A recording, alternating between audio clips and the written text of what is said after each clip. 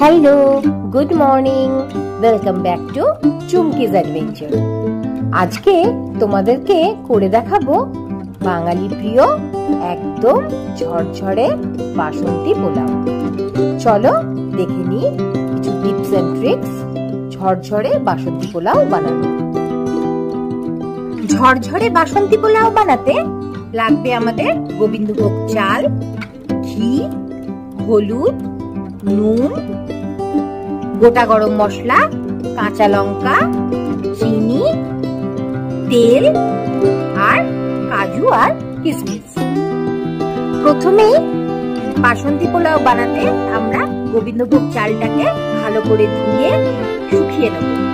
তারপর এর মধ্যে অ্যাড করব 2 চামচ হলুদ, দিয়ে দিলাম এর মধ্যে বড় চামচের 1 চামচ আদা বাটা, দিলাম এর মধ্যে গোটা গরম মশলা, 6টা এলাচ, একটু লবঙ্গ আর দারচিনি, দিলাম এর মধ্যে বড় চামচের 1 চামচ ঘি। পরিষ্কার হাতে ভালো করে ঘি আর হলুদটাকে মাখিয়ে নেব চালের সাথে। প্রত্যেকটা চাল যেন কোট হয়ে যায় ভালো করে হলুদ আর ঘিয়ের সাথে। একটা হেভি বটম প্যানে নিয়ে নেব 2 চামচ তেল, সঙ্গে নিয়ে নেব বড় চামচের 1 চামচ ঘি।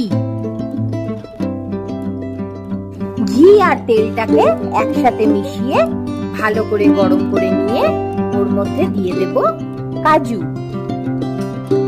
কাজুগুলোকে ফ্রাই করে নেব একদম লাল হওয়া পর্যন্ত। তারপর সেগুলোকে তুলে রাখবো একটা প্লেটে। একই তেলের মধ্যে দিয়ে দেব পরিমাণ মতো কিশমিশ। কিশমিশ গুলোকেও ভালো করে লাল করে ফ্রাই করে নেব। ভালো করে ফ্রাই হয়ে গেলে কিশমিশ গুলোকেও তুলে রাখবো একটা প্লেটে। একই প্যানে এবার মেখে রাখা চালটাকে দিয়ে ভালো করে ফ্রাই করব, যতক্ষণ না চালটার রংটা একটু হালকা হয়ে আসছে আর গোবিন্দভোগ চালটা আর ঘিয়ের সাথে একটা সুন্দর গন্ধ বেরোচ্ছে। চাল ভাজার সময় অ্যাড করে নেব কটা কাঁচা লঙ্কা।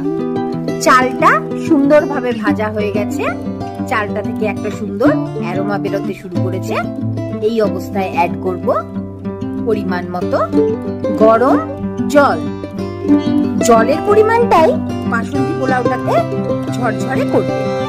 আমি নিয়েছিলাম এই কাপটা 4 কাপ চাল, তাই নিয়ে নিয়েছিলাম এর মধ্যে 8 কাপ গরম জল। জলটা অবশ্যই গরম জলই নিতে হবে। হালকা একটু নাড়িয়ে ঢাকা দিয়ে রান্না করতে হবে চালটা আধ সেদ্ধ হয়ে আসা অবধি। তারপর একবার ঢাকা খুলে আর একবার ভালো করে নাড়িয়ে দিতে হবে। চাল প্রায় 90% সেদ্ধ হয়ে গেছে, চালের জল মোটামুটি পুরোটাই টেনে গেছে। এই সময় এর মধ্যে অ্যাড করব আগে থেকে ভেজে রাখা কাজু আর কিশমিশ, আর সঙ্গে অ্যাড করব 1 কাপ চিনি। সব কিছুকে ভালো করে মিক্স করে একদম লো হিটে ঢাকা দিয়ে আরো কুক করব 2 থেকে 3 মিনিট। 3 মিনিট কুক হওয়ার পর ঢাকা খুলে এর মধ্যে অ্যাড করলাম কটা চেরা কাঁচা লঙ্কা আর 1 চামচ ঘি, আর এর মধ্যে অ্যাড করে নিলাম 1/2 চামচ গরম মশলা গুঁড়ো। নুন মিষ্টিটা একবার চেক করে ভালো করে নাড়িয়ে ঢাকা দিয়ে কুক করতে হবে প্রায় 2 মিনিট। ঝরঝরে বাসন্তী পোলাও একদম রেডি।